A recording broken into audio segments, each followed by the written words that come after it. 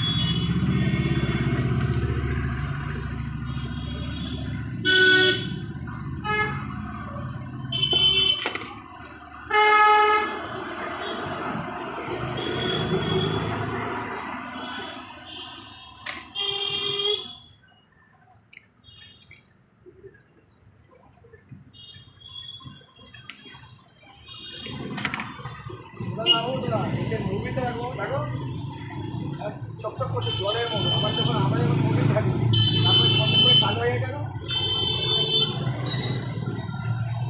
নতুন গাড়ি বলে থাকে।